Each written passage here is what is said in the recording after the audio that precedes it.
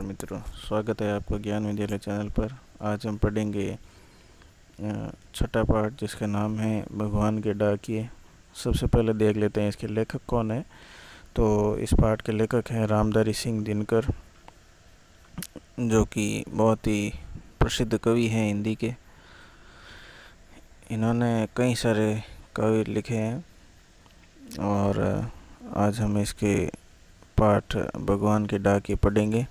इस पाठ में कवि ने क्या बताया है इसकी जानकारी हमें लेनी है।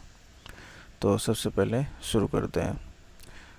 पक्षी और बादल ये भगवान के डाकिए हैं, जो एक महादेश से दूसरे महादेश को जाते हैं।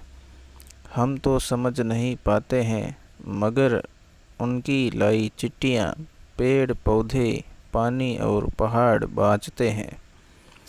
तो इस पंक्तियों से कवि हमें समझाना चाहता है कि जो पक्षी और बादल हैं वो जो भगवान के डाकिए हैं, यानी कि भगवान द्वारा भेजे गए दूत हैं। यानी कि डाकिए का कार्य क्या होता है, यानी कि डाकिए को इंग्लिश में कहते हैं पोस्टमैन।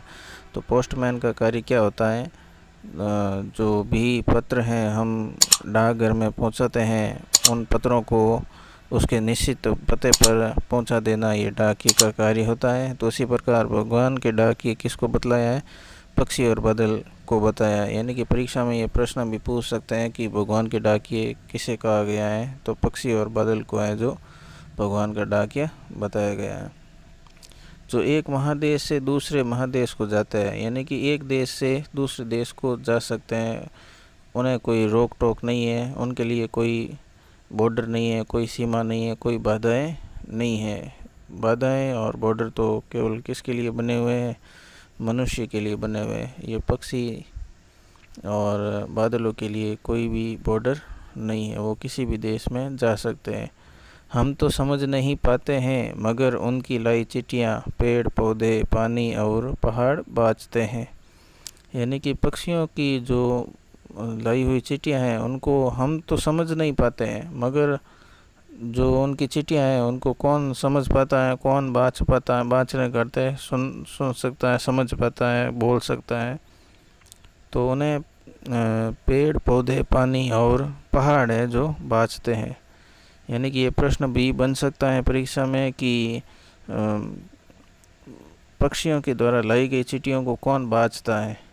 तो इसका आंसर होगा पेड़ पौधे पानी और पहाड़ उन चिट्ठियों को बाँचते हैं।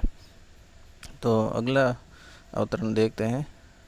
हम तो केवल यह आंकते हैं कि एक देश की धरती दूसरे देश को सुगंध भेजती है, और वह सौरभ हवा में तैरते हुए पक्षियों की पाँखों पर तिरता है, और एक देश का भाप दूसरे देश में पानी बनकर गिरता है।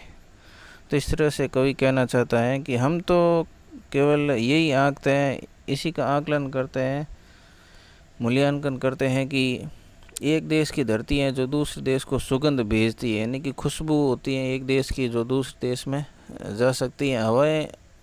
हवा और पक्षियों को, बादलों को कोई सीमाएं बाधाएं नहीं रोकती हैं, तो इसलिए वो एक देश से दूसरे देश को जा सकती है। वह सौरभ हवा में तैरते हुए, सौरभ यानी सुगंधित हवा में तैरते हुए पक्षियों की पाँखों पर तिरता है। यानी कि जो सुगंध होती है वो पक्षियों की पाँखों पर तिरती हुई एक देश से दूसरे देश तक जा सकती है, और उनके जाने का और क्या माध्यम है, और एक देश का भाप दूसरे देश में पानी बनकर गिरता है।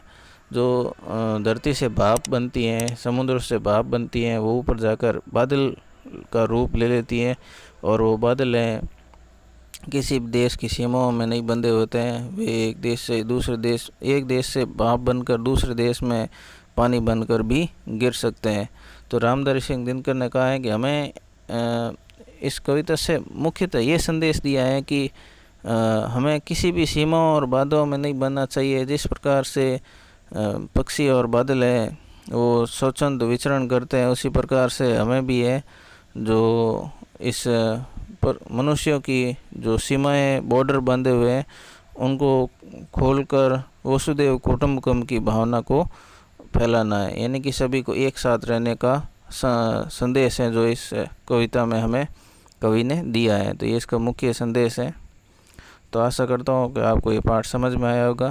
तो अगर ये वीडियो आपको पसंद है तो चैनल को लाइक करें, सब्सक्राइब करें और अन्य दोस्तों के साथ इसे शेयर भी ज़रूर करें। धन्यवाद।